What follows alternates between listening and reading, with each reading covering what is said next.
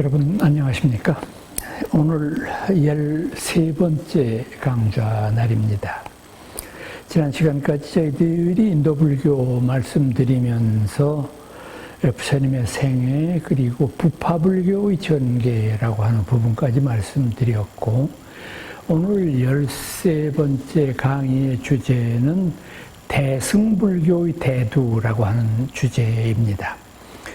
그래서 인도에서 대승불교가 언제 일어났고 또 어떤 부분에 의해서 주도가 되었으며 언제까지 지속되었는가라고 하는 문제인데, 사실 이 대승불교의 문제에 대해서는 여러 가지 복잡한 문제들이 속으로 얽혀져 있어가지고 정확하게 그 대승불교의 실체를 아는 것이 상당히 어려운 것도 사실입니다. 왜냐하면은 대승불교라는 것이 어떤 특정한 시대의 특정한 인물에 의해서 주도된 것이 아니거든요. 지난 시간에 말씀드렸던 부파불교가 가지고 있었던 한계점을 지적하는 그런 불교도들이 모이게 되었고, 그 불교도들이 기존에 있었던 기성의 불교 교단들을 비판하고 당신들이 지향하는 불교는 올바른 불교가 아니다 라고 하는 비판적인 입장을 세우고 자신들이 새로운 어떤 불교의 교리를 내걸고 자기들 스스로를 대승이라고 불렀기 때문에 이게 시대도 불분명하고 인물도 불분명해서 참 대승불교의 실체를 알기가 쉽지 않다는 겁니다. 다만 확실한 점은 뭐냐면 대승불교는 남부 인도에서 비롯되었다고 하는 점입니다. 그러니까 이 불교의 시원은 부처님이 카필라바스트 출신이기 때문에 인도의 중북부 지역에서 불교가 일어나지 않았습니까? 그래서 이제 남쪽으로 서서히 펼쳐갔던 것에 반해서 대승불교는 남쪽에서부터 일어나서 그 물결이 서서히 북쪽으로 올라오는 이런 반대의 어떤 불교 전파 루트를 보였다 하는 것은 확실합니다. 그러면 어째서 남부 인도가 대승불교의 진원지가 되었을까? 그 이유는 여러 가지로 저희들이 추측해 볼 수가 있는데, 우선은 남부 인도는 중부나 북부 인도에 비해 봤을 때 정치적인 안정을 이루었다고 하는 점을 꼽아야 될 겁니다. 그러니까 이제 이런 대승불교를 비롯한 르네상스와 같은 문화운동도 마찬가지지만은 이런 인류 역사 위에서 어떤 중요한 이런 문화적인 이벤트가 벌어지기 위해서는 전쟁이 있거나 사회가 혼란기가 있거나 정치적으로 굉장히 대립해서 백성들이 불안해하거나 이런 상황에서는 이런 운동들이 일어날 수도 없고, 혹시 일어난다고 하더라도 결코 성공할 수가 없는 거죠. 그러니까 우선 안정된 사회가 있어야 되는데, 안정된 사회라는 것은 뭘 의미하느냐 하면은 정치적인 안정과 경제적인 안정 두 가지가 보장된다는 의미입니다. 그래서 이 남부 인도는 정치적인 안정이 중부나 북부 인도에 비해서 훨씬 더 일찍부터 실현이 되었다. 이게 첫 번째 이유일 거고, 두 번째는 이 남부 인도가 가지고 있는 경제적인 번영입니다. 이걸 왜 그러냐 하면은 인도의 지형을 여러분들 머릿속으로 한번 그려보시기 바랍니다. 인도가 이렇게 길쭉하게 생기지 않았습니까? 그래서 이제 위쪽으로는 히말라야에 가리우고 중동 지역하고 이제 서쪽으로는 연결이 되고 동쪽으로는 중국과도 연결이 되는 그런 지형이지만은 이 두 지형이 모두 워낙 험악해서 옛날부터 이 지역을 마음대로 드나들기가 쉽지가 않았습니다. 그래서 인도라고 하는 그 큰 나라가 대국이 되기 위해서는 경제적인 안정이 있어야 되는데, 주로 이들의 경제 활동은 육로를 통해서 벌어진 것보다는 바다를 통한 교역이 굉장히 성행했습니다. 그러다가 보니까 지금도 인도의 서부 지역에 있는 최고의 무역항은 우리가 봄베이라고 불렀다가 요즘에는 그 이름이 좀 인도 사람들이 기분 나쁘다고 그래가지고 폼페이라고 하는 이름하고 좀 비슷하잖아요. 봄베이라는 이름이. 그래서 요새 뭄바이라고 바꿨더라고. 뭄바이라고 하는 최대의 무역항이 있고 그 다음에 동쪽 지역에는 캘카타라고 하는 또 굉장히 중요한 무역항이잖아요. 그러니까 유럽이나 중국과의 교류를 주로 해상을 통해서 교역을 했기 때문에 이들의 해상 루트가 가장 발달한 데가 남부인도니까 남부인도는 중부나 북부에 비해서 굉장히 경제 활동이 활발하고 경제적인 번영을 이루었다라고 하는 점을 들 수 있을 겁니다. 또 하나 이제 저희들이 이 대승불교가 일어난 즈음에 중요한 하나의 불교 사상적인 특징은 뭐냐 하면은 타파신앙, 사리신앙 이런 것이 굉장히 기원전 3, 4세기경에 전 인도에 유행했었거든요. 그 영향도 많이 받았을 거예요. 왜 이 타파의 신앙이 대승불교의 발전을 촉진했느냐 하면은 여러분 이제 인도 대륙이 부파불교가 일어나는 기원전 4, 5세기경부터 굉장히 혼란이 계속되어서 이 도시국가들이 출현하게 되면은 필연적으로 나라와 나라 사이에 전쟁이 일어나잖아요.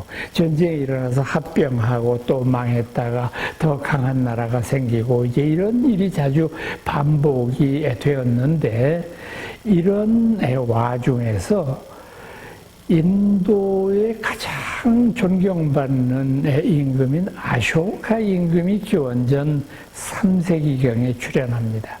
이 아쇼카라고 부르는 임금은 여러 가지 면에서 굉장히 우리가 주목해야 될 만한 임금입니다. 왜냐하면은 기원전 3세기라고 하면은 알렉산더 대왕이 인도를 침공하고 난 다음에 불과 100년이 채 안 되던 즈음에 이 양반이 등극을 했거든요. 그러다가 보니까 인도가 굉장히 민족적인 자존심 같은 것이 드럽게 일어날 때였어요.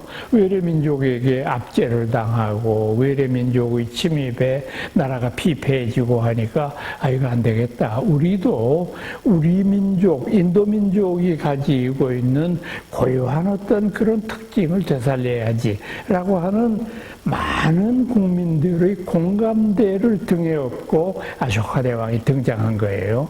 그래서 이 아쇼카 대왕은 전 인도를 자신의 말발구발에 짓밟는 천하의 가장 위대한 군주로 등장하게 됩니다. 그러니까 이분이 마우리아 왕조의 3대조거든요. 마우리아 왕조라고 부르는 이제 인도의 그 아쇼카 대왕의 할아버지 때에 세워진 자그마한 왕조가 있었는데 이 마우리아 왕조의 창시자가 찬드라굽타라고 하는 사람인데 그분의 손자예요, 이 사람이. 그래서 이제 이분이 처음에는 주변에 있는 나라들부터 차근차근 정복해 들어가다가 마지막에는 북부 인도까지 전부 자기의 손아귀에 넣고 이제 전 인도를 통일하는 마지막 하나의 전투가 남아 있었습니다. 그것은 남인도의 가장 강성한 국가였던 칼링가라고 부르는 나라와 이 아쇼카의 마우리아 왕조가 일생일대의 어떤 대결을 벌이게 되었는데 이 대결은 7일 7야를 싸웠는데도 승패가 가리지 않을 정도로 굉장히 격렬했던 전쟁인가 봐요. 그리고 마침내 아쇼카 대왕이 칼링가를 무너뜨리고 이제 전 인도 대륙을 통일했습니다. 그런데 그 통일한 그 즈음에 이 아쇼카 대왕은 불교를 신봉하게 됩니다. 왜냐하면 이제 자기가 칼린가를 완전히 굴복시키고 전장터를 이제 그 순례를 하고 아직 전쟁의 상처가 그대로 남아 있을 때 아니에요. 막 그런 그 사방에서 팔다리가 끊어진 병사들이 고통을 호소하면서 제발 좀 죽여달라고 애원하는 그런 소리들이 들리고, 그러면서 그 중간을 말을 타고 달리면서 아쇼카 대왕이 깊은 회의에 빠지게 돼요. 아, 그래, 내가 이제 온 천하의 주인이 되었구나.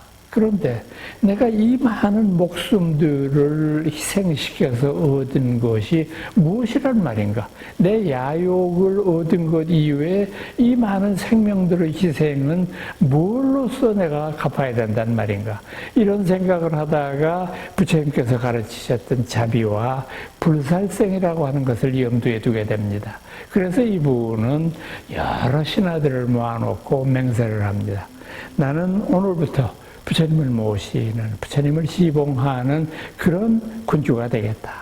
그런데 나는 불교를 믿는다고 하는 것을 그냥 단순하게 나는 불교 신자다, 이런 것에 그치지 않고 부처님이 가르치신 것을 그대로 실천하고 또 부처님이 가르치신 것을 나의 이 정치 운영에 그대로 적용하겠다. 나는 그런 임금이 되겠다. 그래서 많은 사람들이 반신반의했죠. 이거 정치라는 게 요즘 봐도 그렇고 권모술수가 난무하고 배신과 저격과 그냥 뭐 이런 일들이 비일비재한 게 전쟁이고 정치판인데, 이게 임금이 벼랑간 불교적으로 나라를 운영하겠다니 이게 가능할까? 이 자신의 꿈을 하나하나 이제 여론이 현실로 옮겼어요. 우선 전쟁 직후기 때문에 전쟁에 목숨을 잃은 많은 유가족들이 있고 하루아침에 가장을 잃어서 생계가 막막한 그런 수십만의 이재민들이 생기지 않았어요. 그분들을 위해서 이 아쇼카 왕은 자신이 점령한 도시마다에 전부 무료 급식소를 세우고 그 다음에 무료로 의복을 나눠주고 쉴 곳을 마련하는 이런 정책을 펴기 시작했어요. 그러니까 기원전 3세기 인물로서는 거의 상상도 할 수 없을 만큼 국민 복지를 실현을 했지요.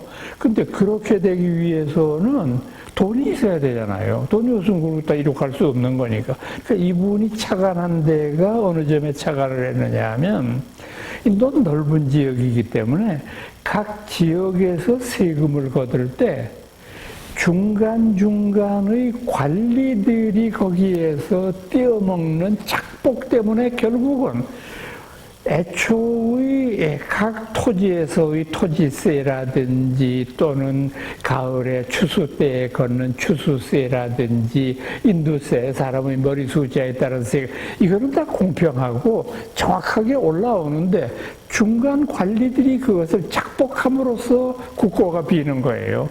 그러니까 이 양반이 그거를 척결하기 위해서 칼을 빼들었습니다. 공무원들은 절대 부정해서는 안 된다. 그리고 부정하면은 당장 좌천이 아니라 공무직에서 박탈하고 쫓아내도록 하겠다. 이렇게 하면서 많은 분들에게 세금을 철저하게 관리하는 이런 정책을 피니까 부족한 국가의 자원도 어느 정도 마련이 되었습니다.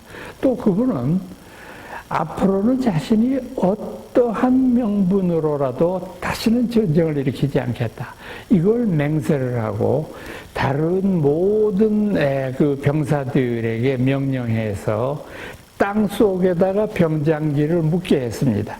칼과 창과 방패와 마차와 이런 것들을 전부 땅 속에 묻게 하고 그 위에 불교를 상징하는 큰 자신의 탑을 세워가지고 이걸 많은 사람들이 보고 많은 사람들의 불심을 일으키게 하겠다고 결심을 했던 거죠. 그러니까 이것은 사실은 아쇼카 대왕이 보통의 없던 그 군주라면은 이런 일을 실행할 수가 없거든요. 그래서 몇백 년, 몇천 년의 역사가 흐른 다음에도 이 세계의 역사에 있어서 불교적인 이상을 정치에 최초로 구현한 임금은 아쇼카밖에는 없어요. 그래서 후대의 동양 모든 나라들에서는 아쇼카를 전륜성왕이라고 부릅니다. 전륜성왕이라는 건 뭐냐 하면은 부처님의 가르침을 믿고 따르면서 불법으로 백성들을 통솔하고 불교의 가르침으로 정치를 하는 가장 이상적인 군주라는 뜻인데, 이게 역사적으로 현실로 나타난 인물이 바로 아쇼카였다고 하는 점이죠. 또 이 아쇼카는 자신의 그 불심이 대단했던 만큼 부처님의 4대 성지를 참배하면서 그곳에 탑을 세우고 그곳을 여러 가지 면에서 많은 그 돈을 들여서 다시 복구를 하고 그 일대를 어느 누구든지 쉽게 참배할 수 있도록 조성을 하고 공원을 만들고 하는 이런 사성지의 굉장히 중요한 재건 사업을 시행도 했던 것도 이분의 일이죠. 그래서 아쇼카 왕은요, 우리나라의 역대 군주들한테도 굉장히 깊은 영향을 끼쳤어요. 우선 신라 때에 진흥왕이라고 하는 임금이 있었거든요. 여러분들 아마 역사책에서 기억이 나실 겁니다. 이 진흥왕이라고 하는 임금은 굉장히 그 불교를 좋아했고 불교의 가르침을 실천하기 위해서 노력을 했던 분인데, 이분 때에 어떤 일이 있었느냐 하면은 강릉 앞바다에 빈 배가 하나 이렇게 이 물결에 흩날려서 왔어요. 그래서 강릉 태수가 이제 그 배가 강릉 항구에 닿았기 때문에 들어가서 조사를 해보니까 사람은 없고 그 안에는 이렇게 누가 봐도 한눈에 알 수 있을 정도로 불상을 만들 수 있는 그런 자료들이 아주 깊숙한 방에 모셔져 있어요. 그러니까 구리를 이제 녹일 수 있는 구리가 상당량이 들어있고, 또 그 구리의 겉에 불상을 완성하고 난 다음에는 금박을 씌워야 되니까 금도 상당한 양이 있고 해서 누가 뭐든지 불상을 조성하려고 하는 의도가 보였어요. 그리고 그 옆에 무슨 글월이 쓰여 있었느냐 하면은 인도 땅에서 아쇼카 대왕이 불상을 만들기 위해서 몇 번이나 시도를 했는데도 잘 그게 안 돼요. 그러니까 사실 그런 일은 범종을 만들 때도 마찬가지지만 인력으로 안 될 경우가 있거든요. 여러 가지 노력을 해서. 그래서 옛날부터 불상을 만들거나 탑을 조성하는 그런 공장들은 대작 불사를 앞두고는 꼭 이제 집을 떠나서 혼자 출가 생활과 마찬가지의 근엄절박한 그런 생활을 하면서 완성시키지 않습니까? 그래서 이제 진흥왕이라고 하는 임금에게 그 서신이 뭐라고 쓰여 있느냐 하면은, 인연이 있는 땅에서 이 부처님이 태어나시기를 나는 간곡히 원한다. 그래서 여기 불상의 재료를 심는다. 그런데 이 배를 띄워서 인도에서부터 출발한 배가 동남아시아의 여러 항구를 다 들렀는데 다 거기도 불교 국가니까 불상을 완성시켜 보려고 노력을 했으나 아무 데서도 완성하지 못했다가 드디어 이것이 흑산도 남쪽을 거쳐서 우리나라의 동해바다까지 이른 겁니다. 진흥왕이 굉장히 기뻐해서 곧 많은 공장들을 불러서 이 불상을 완성시키라고 당부를 했습니다. 그래서 많은 불상들을 만드는 공장들이 각고의 노력 끝에 불상을 완수했습니다. 그래서 이 불상을 어디다가 모셨느냐 하면 황룡사에 모셨어요. 이게 바로 그 유명한 황룡사의 장육존상이라고 하는 겁니다. 그런데 삼국유사에는 어떻게 기록이 나와 있느냐 하면은 이 장육존상, 황룡사에 모셔져 있었던 장육존상이 어느 날 눈물을 흘려가지고 그 눈물이 무릎을 거쳐서 바닥에까지 흘렀다. 그래서 많은 사람들이 괴이하게 여겼는데 이게 바로 진흥왕이 붕어할 그 조짐을 불상이 보여주었다. 그러니까 그만큼 진흥왕과 인연이 있었던 그런 불상이라고 말할 수 있죠. 그러니까 진흥왕이 아쇼카 대왕의 존재를 알고 있잖아요. 그 다음에 진흥왕은 또 여러분 그 초등학교 때부터 배우셨을 거예요. 진흥왕 순수비라는 거 기억나시죠? 진흥왕 순수비라는 것을 뭐 여러분들 그 국사 시간에 시험에도 많이 났는데 다음 중 진흥왕 순수비가 있지 않은 곳은 난 그런 그 문제 참 싫어하는데 왜 그 어린아이들한테 그걸 곧바로 물어보면 되지 그걸 이렇게 비틀어가지고 꼭 애들을 그렇게 틀리게 만드는지 그건 모르겠는데 그래서 뭐 마울령비, 북한산비 뭐 이렇게 해서 쭉 나오는 것이 있는데 이 진흥왕의 순수비라는 게 뭐냐면 좀 전에 제가 말씀드렸던 아쇼카 대왕이 불교 성지마다 세웠던 불탑을 상징하는 겁니다. 그게 열은의 순수비거든요. 또 제가 조금 전에 아쇼카 대왕이 무기를 땅속에 묻었다고 그랬잖아요. 우리나라에도 무기를 땅속에 묻은 임금이 있어요. 문무왕이에요. 문무왕은 여러분들 아시는 대로 삼국을 통일한 대한민국의 가장 뛰어난 영주 가운데 영주입니다. 저는 세종대왕이 대한민국 최고 임금이다라고 하는 것에 동의할 수 없습니다. 이분이 한글을 창제하고 치국기를 만들고 그뿐 아니라 태평성세를 이룩한 성군이라는 것까지는 인정을 합니다만은 대한민국 최고의 군주는 아니에요. 왜냐하면 이분은 당신 아버지 태종이 흘린 피의 발판 위에 등극을 했잖아요.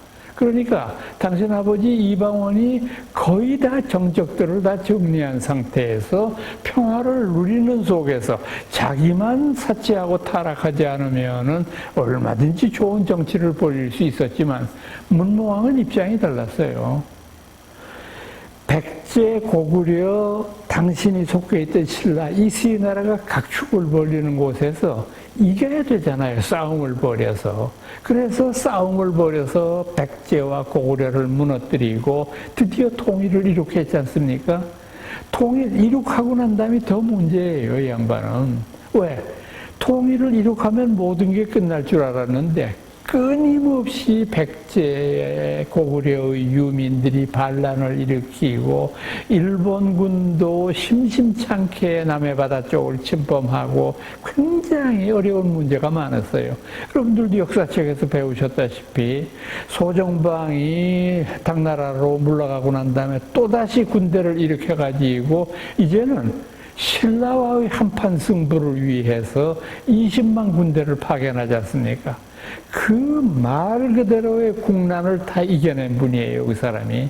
그래서 한반도를 통일한 위대한 영주거든요. 근데 이분이 아쇼카 대왕을 흠모하고 그분의 가르침을 받아들였기 때문에 당신도 아쇼카 왕이 했던 그대로 다시는 자기가 전쟁을 일으키지 않겠다라고 맹세하고 병장기를 땅에 묻는 거대한 의식을 거행했던 겁니다. 이분이 그 병장기를 파묻은 곳이 어디냐 하면은 무장사라고 부르는 절터예요. 다음번에 혹시 경주 쪽으로 여행 가실 일이 있으면은 꼭 무장사 한번 들려보세요. 경주에서 이제 동해에 있는 대왕암을 향해서 가시다가 보면은 그곳에 여러 좋은 절들이 많이 있잖아요. 이제 대본이라고 하는 그 항구에 못 미쳐서 골구람이라고 부르는 아주 좋은 절이 있고 또 조금 더 내려가면 기림사라고 부르는 아주 아름다운 절이 있지 않습니까? 지금 말씀드린 기림사나 골굴사에 이르기 전입니다. 경주에서 출발해서 보면은 암곡이라고 하는 동네가 있습니다. 암곡리. 그 암곡이라고 뭐 팻말이 크게 써 있으니까 보면은 금방 보실 거예요. 그래서 암곡리에 여러분들이 무장사지라고 하는 데로 왼쪽에 좁은 오솔길이 나와 있는데 차가 들어갑니다. 자동차가 들어가니까 거기까지 찾아 올라가 보시면 그 무장사에 이 문무대왕께서 미타전을 세우셨어요. 아미타전. 그러니까 전쟁으로 목숨을 잃었던 많은 장병들을 위로하기 위해서 부처님의 품에서 평안하시라고 그런 것을 세우고 땅 밑에다가 병장기를 묻었거든요. 그러니까 한번 생각을 해보세요. 우리나라의 역대 제왕들도 이 아쇼카 대왕을 닮기 위해서 얼마나 노력했느냐 하는 것을 알 수 있을 정도로 아쇼카 왕의 치적이 굉장히 두드러지는데, 그때 이 아쇼카 대왕은 앞서 말씀드렸던 4대 성지 이외에도 부처님의 발길이 닿은 곳마다 탑을 다 세웠어요. 탑을 다 세워서 기록에 의하면은 아쇼카 대왕이 세운 탑이, 불탑이, 진신자리를 모신 불탑이 인도 전역에 84,000기가 있었다. 이런 기록이 있는데, 이게 조금 뻥이죠. 84,000기를, 아이고, 뭐, 근데 지금 남아있는 것만 해도, 현재까지 완벽하게 남아있는 것만 해도 30기가 넘거든요. 그걸 보면 굉장히 많은 걸 세웠다는 것을 알 수 있지 않습니까? 자, 그러니까 아쇼카 대왕이 탑을 많이 세우게 되고 난 다음에 어떤 문제가 생기게 되었느냐 하면은, 그 당시의 불교 신자들이, 우리 불교도 성지순례를 떠나지 않습니까? 성지순례는 물론 사성지가 기본이 됩니다. 그 어른이 태어나셨던 룸비니, 대도를 이루신 보드가야, 그리고 그분이 초전법륜을 일으키셨던 사르나스, 그리고 마지막에 그 어른이 열반하신 쿠시나가라. 이 4대 성지 이외에도 지금 말씀드린 대로 많은 곳에 불탑이 세워져 있으니까 많은 제자들이, 불제자들이 그곳을 다 참배하면서 부처님께 예배를 드리는 그런 순례 코스가 생기지 않겠어요? 그런데 여기에서 순례 그 탑이 세워진 곳에는 탑도 있고 부처님도 계시고 다 이런 것이 다 완벽한 사찰의 규모를 다 갖추고 있는데, 이것은 소유주가 지금 없잖아요. 이 탑에는. 만약에 아쇼카 대왕이 그 많은 탑의 자리를 기성에 있었던 불교 교단에다가 기증을 했다면 그쪽 교단이 관리하면 돼요. 근데 아쇼카 대왕이 기증을 안 했거든요. 그러니까 이것은 구태여 따지면 개인적인 아쇼카 대왕의 소유가 되는 거죠. 근데 이분이 돌아가셨단 말이에요, 이제.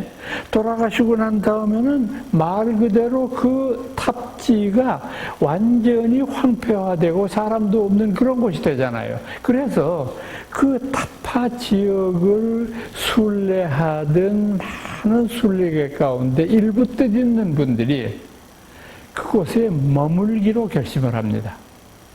내가 떠나고 난 다음에는 또 다음번 순례객이 올 때까지 한 달이 걸릴지, 2달이 걸릴지, 1년이 걸릴지, 아주 안 올지 아무도 알 수 없는 일이잖아요. 근데 그동안에 여기 계신 부처님과 여기 있는 탑들이 비바람을 맞으면서 그대로 바깥에 노출이 돼 있으니 이건 불자로서는 할 일이 아니다. 그러니까 나는 이곳에서 조석으로 예불 모시고 그 다음에 이곳에서 부처님을 모시는 그런 일을 하는 그런 새로운 임무를 부처님께서 주신 걸로 나는 생각하겠다. 그래서 탑을 지키는 사람들이 생겼어요.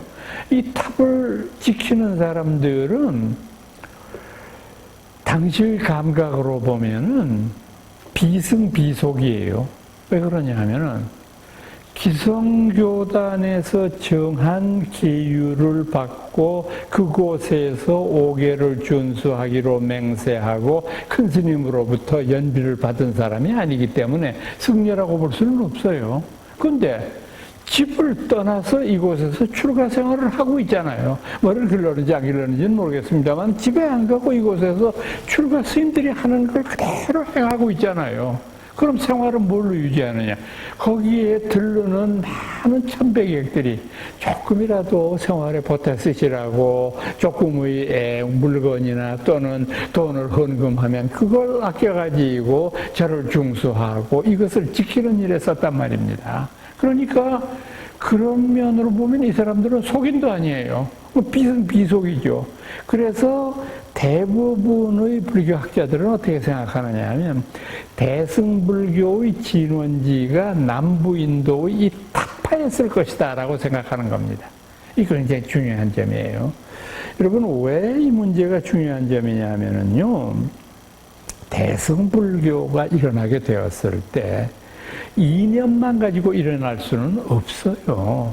이념을 뒷받침하는 실천에는 여러 가지 세속적인 조건이 있어야 돼요. 즉 경제적인 뒷받침이 있어야 되는데 다른 기성의 교단들은 아주 튼튼한 뒷받침이 있어요.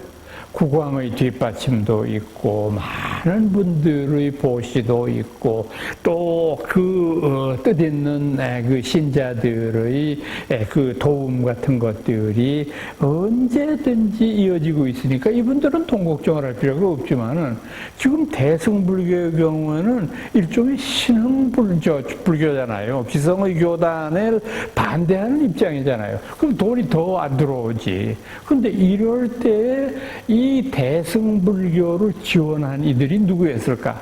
저희들은 그 수수께끼를 탑지에서 찾습니다. 이 타파에 있었던 비승비속의 무리들이 기성의 교단을 비판하면서 이분들의 도움에 의해서 비로소 대승불교가 제자리를 차지하게 된 것으로 보고 있는 겁니다.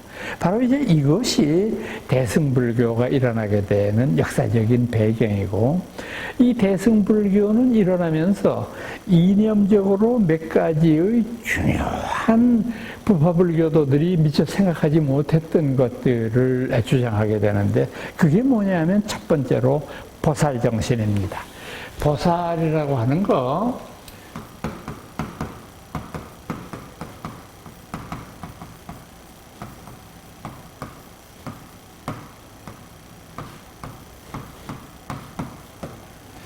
인도말에 보디사트바라고 하는 말을 직역을 한 그런 의미인데, 보디라고 하는 것은 깨달음이라는 의미입니다. 이게 깨달음.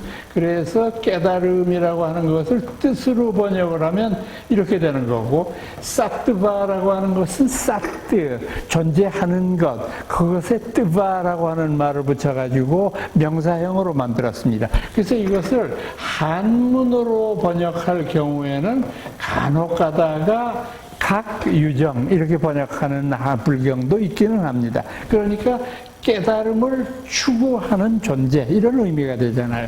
보디, 깨달음을 추구하는 분. 그래서 이것을 음나는 대로 보리살타 이렇게 써 있다가 리자와 타자를 생략해서 그냥 줄여서 보살 이렇게 얘기하잖아요. 그러니까 보살이라고 부르는 새로운 이상적인 인격을 만들어내게 돼요.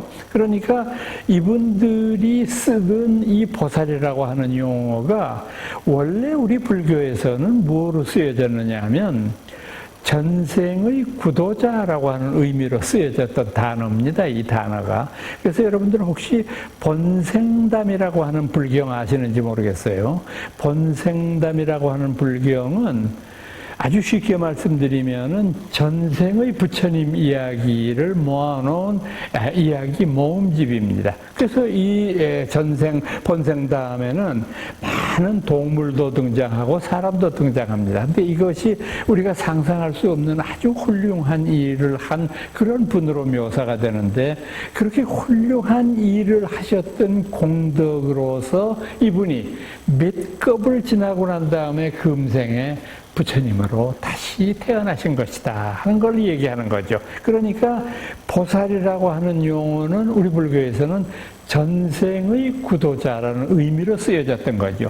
그것을 이 대승불교도들이 차용을 해서 이것의 의미를 깨달음을 추구하는 분, 이런 의미로 쓰게 된 것이죠. 그러니까 이제 이와 같은 것들이 가장 중요한 대승불교의 이념인데, 이 보살의 이상은 여러분 아주 늘 우리가 표현하는 대로 보살의 이상을 표현할 때 우리가 어떻게 말합니까?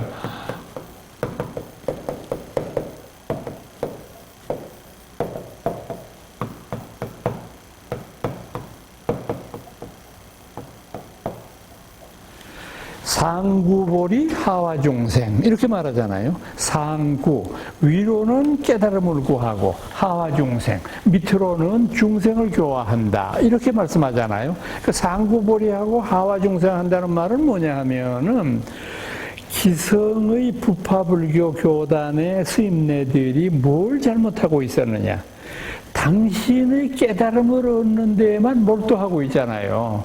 그리고 당신들은 불교의 교학을 연구하는 것이 참 훌륭한 일이기는 한데, 어떤 것이 부처님의 본래 의미인가 하는 것만에 초점을 맞추어서 중생구제라고 하는 부처님의 큰 뜻을, 그 갸륵한 의미를 잊어버리고 살고 있지 않냐. 그러니까 우리는 위로는 깨달음을 추구하지만 아래로는 중생을 교화하는 일을 잠시라도 게을리하지 않겠다. 그래서 이 보살을 상징하는 여러 가지의 보살들이 등장합니다.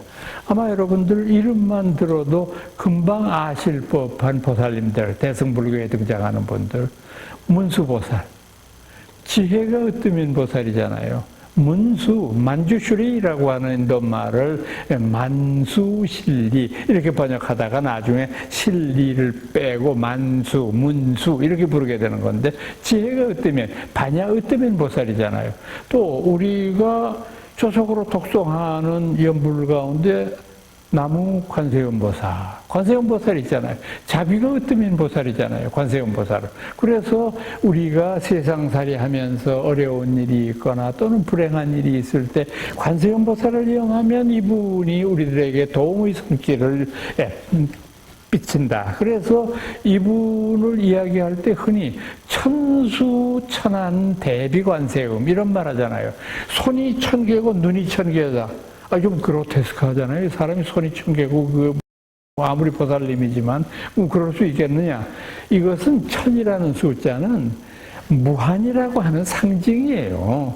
10, 100, 1000, 만, 이 가득 찬 만수는 완성된 숫자 아닙니까? 부족한 숫자가 아니라. 그러니까 완성된 것이기 때문에 이거는 한없는 눈길, 한없는 손길 이런 의미가 되는 거죠. 이 관세음 보살이죠. 가장 이 보살님 중에서 대원, 비원의 으뜸으로 꼽히는 분은 아마 지장보살이 아닐까 싶어요. 지장보살 본원경이라고 하는 부처님 말씀에 보면은 지장보살은 부처님으로부터 수기를 받은, 그러니까 성부를 할 수 있다고 하는 기약을 얻은 미래의 부처님입니다. 근데 이분은 어떤 서원을 세웠느냐 하면, 나는 지옥문 앞에 서서 지옥에 떨어져서 고통받는 사람들을 건지는 그런 일을 하겠다. 아무리 우리가 훌륭한 일을 할지라도 이 세상에 사람이 있는 한은 지옥에 떨어지는 이가 없을 수가 없지 않느냐. 아니, 오히려 훨씬 많겠지, 지옥에 떨어지는 인간들이. 그러니까 그분들은 누가 구제하느냐. 모든 사람들이 열심히 불도를 닦고 열심히 수행을 하고 공부를 해서 전부 극락세계 가고 전부 다 훌륭한 곳에 태어나면 지옥에 떨어지는 자들은 어떻게 하란 말이냐. 그러니까 나는 지옥에 떨어지는 자들을 구제하리라. 이런 원을 세웠어요. 그래서 주변에 있는 보살님들이 말립니다. 지장보살님 그 뜻은 참 장하시지만은 보살님 말씀대로 지옥에 떨어질 중생이 없을 수가 없는데, 그러면 보살님은 성불 못할 수도 있습니다. 지옥 중생 건지기 위해서 당신이 보살로서 그쳐버릴 수가 있어요. 그때 그 어른이 말씀하시죠. 나는 성불을 못해도 좋다. 나는 성불을 못하는 한이 있어도 지옥에 있는 중생들을 건지리라. 참 이게 불교의 깊은 의미를 말해주는 굉장히 중요한 언급이잖아요. 저는 가끔 가다가 모든 종교인들이 열심히 자신들의 종교를 믿어서 영생을 얻고 하늘나라에 가고 구원을 받고 그럴 때 제가 늘 혼자 마음속으로 그런 걱정을 합니다. 그렇게 열심히 믿어서 혼자 하늘나라에 가면 하늘나라 못 가는 다른 중생들은 어떻게 하라고. 우리 불교도 마찬가지예요. 성불하고 부처되고 그래서 뭐 어쩌단 말이냐. 많은 다른 이들은 어쩌란 말이냐. 그것을 건지는 이가 보살이라는 거죠. 보현보살. 대비가 으뜸인 분이고 대원이 으뜸인 분 아닙니까? 또 빼놓을 수 없는 분이 미륵보살 아니세요? 미륵보살. 이 어른은 어떤 원을 세우느냐 하면은 이 세상이 어두워지고 세상이 어두워서 말세가 오게 되면 나는 이 말세를 다시 정법의 부처님 오시는 시대로 바꾸는 그런 일을 하겠다. 당신 스스로가 지금 현재는 이 어른이 어디 계시냐 하면은 도솔촌 내원궁이라고 하는 하늘에 계세요. 거기에서 보살로서 수행하고 있는데 말세가 닥치게 되면 이분이 다시 우리 곁에 오십니다. 그래서 이분이 오시면은 그야말로 마땅한 신천지와 새로운 세계가 열리게 되는 것이죠. 이것을 간구하고 이것을 우리들 앞에 펼쳐 보일 분이 미륵불입니다. 그러니까 여러분 지금 말씀드린 대로 이 보살들은 한량없는 원과 한량없는 어떤 신심을 가지고 불교를 일으키는 분들이거든요. 그래서 이 보살은 여러분들이 역사적인 인물로 보셔서는 안 돼요.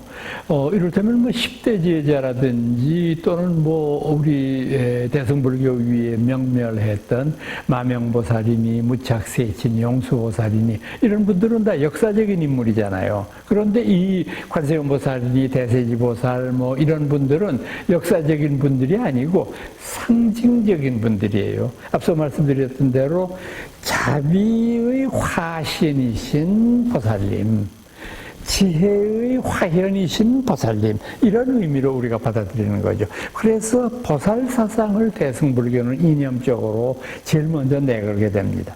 또 하나 이 대승불교에서 우리가 주목해야 될 것은 뭐냐 하면은 이 대승불교는 초기 불교가 가지고 있었던 철학적인 면보다도 종교적인 면을 강조해서 많은 사람들을 불교적으로 교화시키는 데 성공했어요. 그 가장 대표적인 게 뭐냐 하면은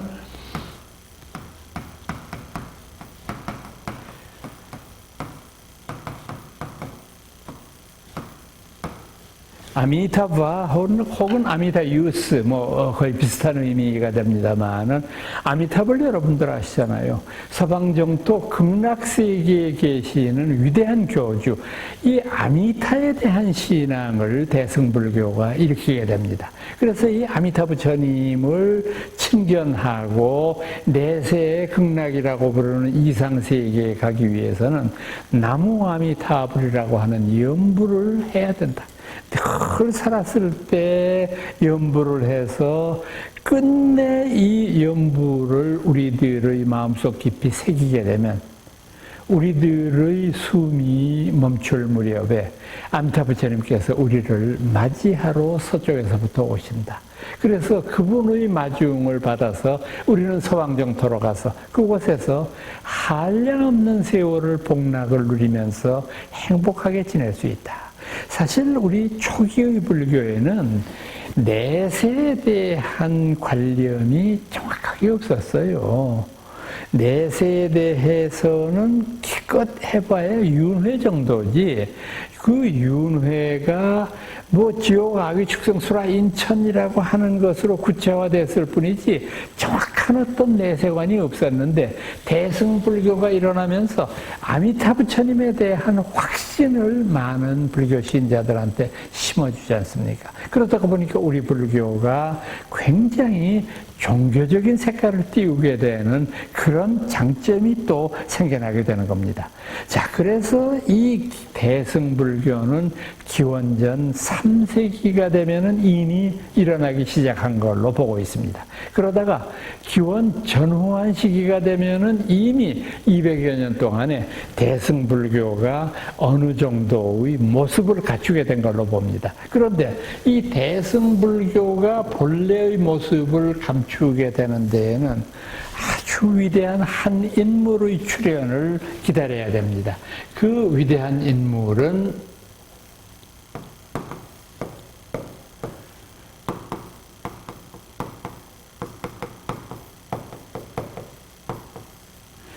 용수라고 부르는 분입니다. 나가르주나 우리가 이렇게 얘기하는데 150년에서 250년 제가 카라고 쓴 것은 약이라는 표현입니다. 정확한 연대는 잘 모르겠고 이때 활약했던 분입니다.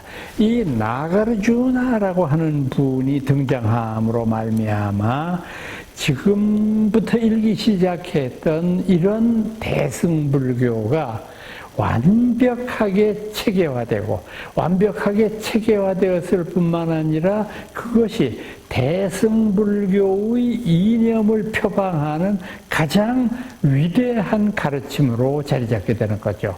이 용수보살의 이 불교에서의 위치라고 하는 것은 흔히 중국 사람들이 이분을 뭐라고 부르느냐 하면은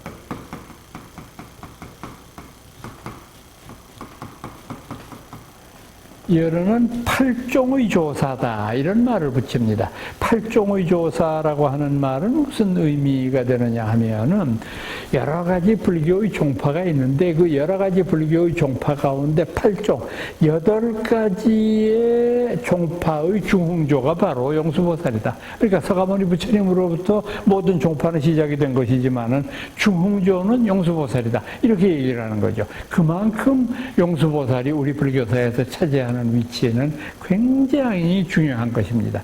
이 용수보살은 아주 중요한 저수를 몇 가지 남기셨는데 중론, 12문론 이런 책은 굉장히 중요한 저술이에요. 대승불교의 이념적인 토대를 이룩했던 가장 중요한 저술들인데 이런 저술들을 통해서 불교, 특히 대승불교의 이념을 완성시킨 인물인데 그러다가 보니까 이 용수보살을 서양의 불교학자들은 이분을 어떻게 평가를 하느냐 하면은 마치 이분은 서양 기독교의 역사에 있어서 사도 바울에 해당하는 분이 우리 불교의 역사에서는 부처님 다음에 바로 이 용수라고 하는 인물로 표현할 수 있다.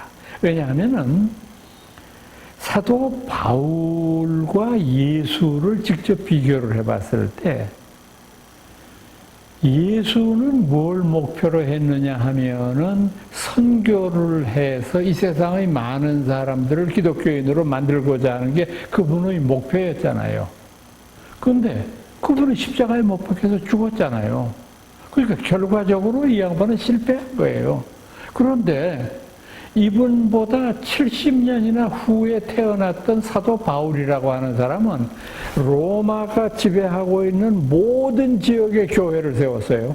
그리고 그 로마를 비롯해서 서양의 모든 나라를 기독교화 시켰잖아요. 그러니까 예수는 실패했지만 바울은 성공하지 않았어요. 그런 면으로 보면 사도 바울이라고 하는 인물이 얼마나 위대한 인물이냐 하는 것을 기독교 역사 위에서 알 수 있듯이 우리 불교에도 부처님의 버금가는 위대성을 가진 인물을 말하라고 한다면 서슴없이 용수보살을 들겠다. 그래서 이것도 또 조금 그 다른 말이 될는지 모르겠습니다만은 서양의 위대한 철학자 중에서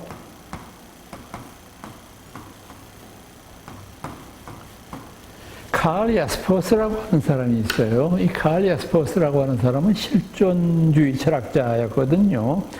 지난 세기, 그러니까 20세기에 이제 그 현대적인 실존 철학을 완성시킨 인물 가운데 하나로 꼽힙니다.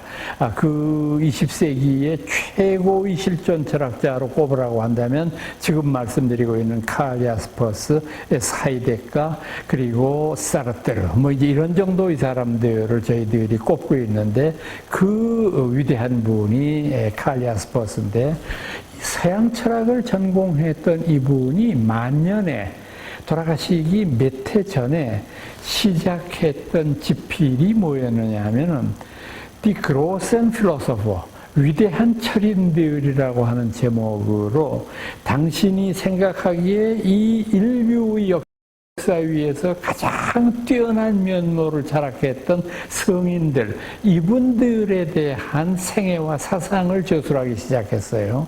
그래서 제일 처음에는 이분이 소크라테스를 먼저 썼고요. 그 다음에 플라톤도 썼고, 그 다음에 동양 사람으로는 부처님과 공자님을 썼어요, 이 사람이. 우리 불교의 인물로는 지금 말씀드리고 있는 부처님 이외에 바로 용수보살을 썼어요. 용수보살. 그래서 제가 이분이 독일어로 쓴 책을 다시 영어로 번역한 책을 봤거든요. 그래서 참 정말 우리 식으로 말하면 외도인데 불교를 잘 몰랐던 분이고 그런 분인데 어떻게 이렇게 아름답게 불교의 성인을 묘사할 수 있을까? 부처님과 용수보살. 그래서 제가 조금 그분의 글이 묻히는 것이 안타까워서 이분 두 분만을 제법 뽑아가지고 우리말로 번역을 해서 야스퍼스의 불교관 이런 제목을 붙여가지고 동국대학에서 나온 현대인의 불교라고 하는 시리즈 가운데 하나로 들어있습니다. 야스퍼스의 불교관이라고 하는 책인데 한번 뭐 품절은 됐을 오래된 책이라서 품절이 됐을런지 모릅니다만 그래도 혹시 출판사에 물어보면은 여러분들이 구하실 수 있을런지도 모르는데 이런 위대한 책을 남기기도 했습니다. 그만큼 이 용수라고 부르는 분은 참으로 위대한 분인데 이분이 얼마나 훌륭한 분이길래 이렇게 이분에 대한 칭송을 하느냐. 이건 제가 이번 시간에 시간이 좀 부족해서 다음 시간에 넘어가서 용수의 사상이라고 하는 주제를 가지고 이어서 말씀드리도록 하겠습니다. 오늘 13번째 강좌는 대승불교의 대두라고 하는 주제로 말씀드렸습니다. 여러분 다음 시간에 뵙겠습니다.